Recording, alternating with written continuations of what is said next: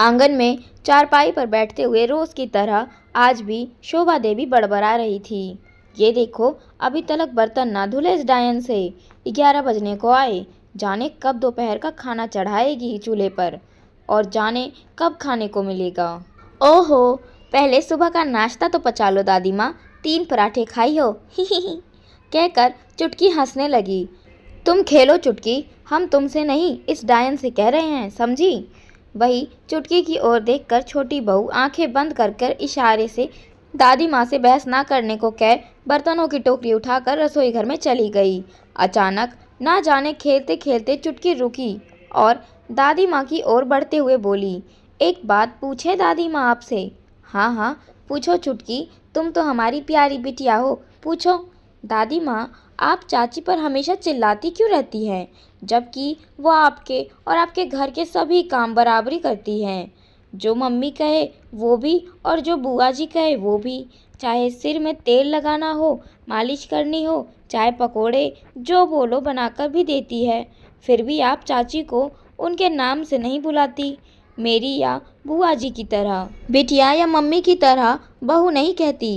कहती हैं तो बस डायन। ऐसा क्यों दादी माँ। शोभा देवी से वैसे कोई भी ऐसे बात नहीं करता था, मगर चुटकी ठहरी उनके बड़े बेटे की, जो कि घर का कमाऊ बेटा था। उसके पैसों से उनकी हर इच्छाएं पूरी होती थी। तो बिना किसी गुस्सा किए शोभा देवी बोली, बिटिया तेरी चाची सचमुच की डायन है, डायन। अच्छा, वो कैसे। चुटकी ने हैरत अंगेज नज़रों से दादी माँ की ओर देखते हुए कहा, अरे बिटिया तुम नहीं समझोगी। इस कुलक्षणी ने इस घर में पैर धरे नहीं कि खा गई तुम्हारे चाचा को। खा गई, मगर चाचा तो रोड एक्सीडेंट में तो चले गए ना तुम्हारे चाचा, हम सबको छोड़कर।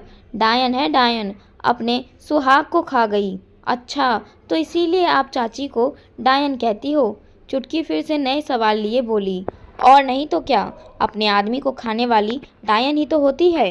तब तो बुआ जी भी डायन हुई, वो भी तो फूफा जी को खा कर आई है यहाँ, है ना। और देखा जाए तो आप भी डायन हुई, दादाजी भी तो नहीं है इस दुनिया में।